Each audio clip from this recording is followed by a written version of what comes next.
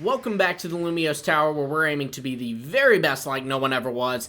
And today, there's a bunch of Blissey raids, and these things drop some crazy freaking items. So I thought, what better time than now to discuss some new competitive talk. And I thought today we would focus specifically on terrestrial forms while getting into these Blissey raids. Now, what do I mean terrestrial forms? Well, there's some rumors going around that the Scarlet and Violet DLC could introduce us to special terrestrial forms for specific Pokemon. So think about how with Dynamax, every single Pokemon can Dynamax, but only some Pokemon have access to a Gigantamax form, which is like a special Dynamax form just for them that comes with like its own exclusive G-Max move, as well as a different design. And I wanted to talk about the prospect of this Terraform and what Pokemon I think could get it, what Pokemon I think, I'd personally love to see with it, and how I think it could affect both battles, and also we can talk about it aesthetically too, because that might be fun. So first we'll begin with the lighter stuff, and that is aesthetically. And what I mean by that is, Terrasteel right now, it doesn't really change a Pokemon's appearance. Like, it gives them like a crystalline look, but it doesn't change their actual appearance, It just gives them a hat and gives them like a special like prism look. So my question is, what's the special Terrasteel form going to do? Is it just going to be a special hat, or will it actually change the Pokemon, like the way it looks? And what I mean by that is, like, you have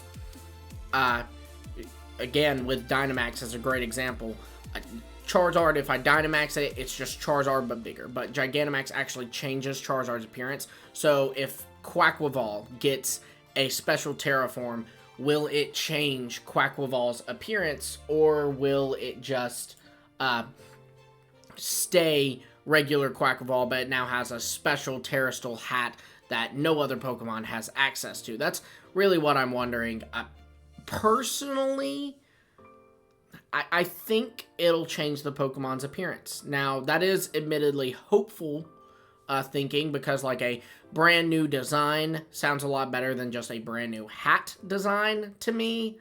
But either way, I'm game for whatever. I'm a Pokemon fan, and I'm a competitive battling fan, so I'm really excited just to see what these do. And so on that note, let's talk about what these things could do. What kind of battle statistics could this do? Like, what is it going to do to the Pokemon? Terrasteel was a really hard thing for us to figure out, like, as we were leading up to the game's release. There was a lot of conflicting reports on what Terrasteel did. First, people thought it just literally changed your typing. Like, so Quaquaval is water fighting, and if I Terrastalize it to a fire typing, it just changed it to a fire typing, nothing really else there. But then we actually found out that no, it keeps its original stabs, so Quaquaval still has a boosted effect with its water and fighting moves. They're still going to be more powerful, as if Quaquaval is a water fighting type, but defensively it is now a fire type, right? And so with the special Terraform, I'm really wondering what that does. Will it allow a Pokemon to access, because it will be exclusive to these Pokemon if this really is true, will it allow it to access two different types? So, like, could Quaquaval's Terrasteel form change Quaquaval into a fire ghost type? That's completely random. I highly doubt it would do that, but just an example. And so now Quaquaval will get a stab from water moves, from fighting moves, from fire moves, and from ghost moves. But see, the issue with that is how that affects the Tera Blast move, because Tera Blast right now will do more damage, or will change to the type of the Pokemon's new type. So it's normally a normal type move. So if my Quaquaval knows Tera Blast, it's a normal type move. But if I Terastalize my Quaquaval into a fire type, then Tera Blast now becomes a fighting or a fire type move. So that's really the big question, is if it changes Quaquaval to two types, which of those two types does the Tera Blast change to? You know, does it do both? Is it like Flying Press? No, not do fire and ghost damage. There's so many questions there. Is it another option too? Is it could just be an even bigger boost to the Pokemon. So say it still will change Quaquaval to a fire Tera type, but instead of giving it stab, it now gives it an even higher stab, similar to how if I terastalize Quaquaval into one of its own types that it already has, like water or fighting, then it will change into the water or the fighting type defensively, but offensively, if it changes to water, its water moves will be even more powerful than they already were. And if it changes to a fighting type, its fighting moves will be even more powerful than they already were. So that's kind of what I'm wondering here is just what exactly that would do. You know, I even wonder if maybe it'll make it where, okay, so this special terrestrial type will boost Quaquaval's flying moves, but will defensively make him a fire type. So like it gives him a really good defensive type for it, but then it gives him a different offensive type. I don't know though, because that would also be too confusing. So you see what I mean? I'm very curious what these terraforms will do, because they're kind of complicated already. Terastalization is already kind of complicated, so I just can't imagine complicating it further. Because you do have to think, at the end of the day, Pokemon is a game that's targeted at kids, and so they want the kids to be able to understand it to an extent. So I don't really know how, you know, I'm not trying to say all kids are dumb or anything, but like, I don't really know how a kid would easily understand, okay, Quaquaval is now a fire type in the sense that it is weak to water, ground, and rock. However, it is now a flying type in the sense that flying moves do more damage. You know, that it just seems like a lot of steps, but you know, like I said, I'm game for anything. I'm certainly not complaining. I'd love to hear your thoughts in the comments below for what you think we could see from these terrestrial forms, like how you think it will function. Do you think it'll give it two types? Do you think it'll give it one type? Do you think it'll give it one offensively, one defensively? Do you think it's just going to be a stronger boost? There also is, unfortunately, the idea that it could be like if Quaquaval has a special terraform that changes it into a fire type, it's no different than terastalizing Quaquaval into a fire type, but it's just aesthetic.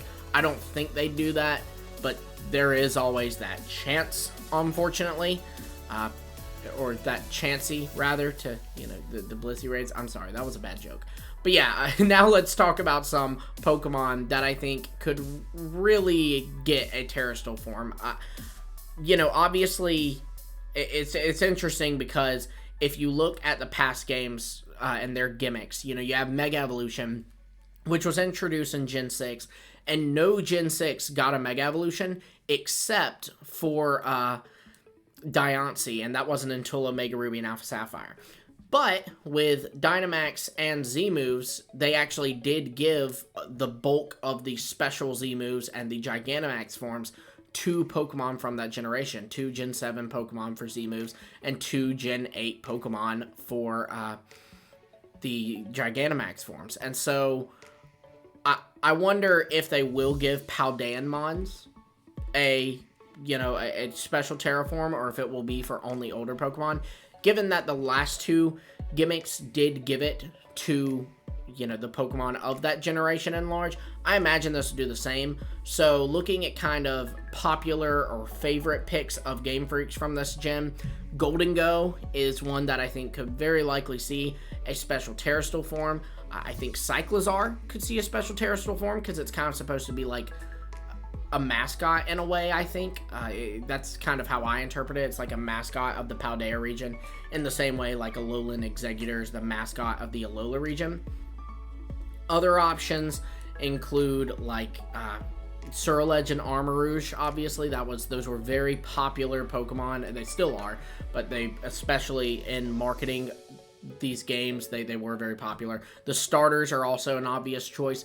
Now, in terms of Pokemon that are a little falling behind that have been released this gen, Spidops could really use something. I don't even know that special terraform could help Spidops, because those stats are just really hard for anything to back up, but, you know, we can hope, I guess. I do wonder if they'd give it to any of the Paradox Pokemon. You know, Great Tusk and Iron Treads kind of seem like mascot Pokemon for the Paradox Pokemon. So maybe we could see special terraforms for Great Tusk, Iron Treads, maybe even because they kind of were just dropped to us via raid and we never really got anything special with them, no story with them. They could give it to Walking Wake and Iron Leaves because, you know, again, they kind of need some attention, so I could see them tying them into the DLC story, and with that giving them the new thing that hypothetically could be introduced in DLC, that being special terraforms. Also, you know, Kalos starters are pretty popular. They could always revisit them and do that. Maybe that's why Ash Greninja was retcon. They're going to retcon it into a special terraform. I am super doubtful on that, but yeah. To look outside of the Paldea region, obviously Charizard is a very obvious choice. Pikachu, Eevee, you know, Gengar, any of those popular Kanto Pokemon that Game Freak always gives it out to, I definitely could see happening. I'd love to hear your picks for Pokemon you think will get them in the comments below, and Pokemon you'd want to get them in the comments below. I'd love to hear that. Ooh, the Ruinous Quartet would probably be ones I'd love to see get these. Not because they need it, because they're already pretty competitive, but because I think it would be really cool to see them have a special terraform. I think that would be super neat. But yeah, again, let me know all that in the comments below. Be sure to like, subscribe, and hit the bell. If you love these kind of competitive Pokemon discussions and speculation on how things could affect battles, what kind of Pokemon could get them, we're going to be doing a lot of this coming up on DLC, and then, you know, going forward with whatever new game comes after DLC, Gen 10 the year after that, or 2 years after that, etc., etc. This is a thing that's really easy for me to make and seems to be well received, so yeah, we're going to keep doing that. So again, like, subscribe, and hit the bell so you don't miss those, as well as our battle videos, because we do battles as well, and that's a lot of fun too. And until next time, keep on climbing to the top.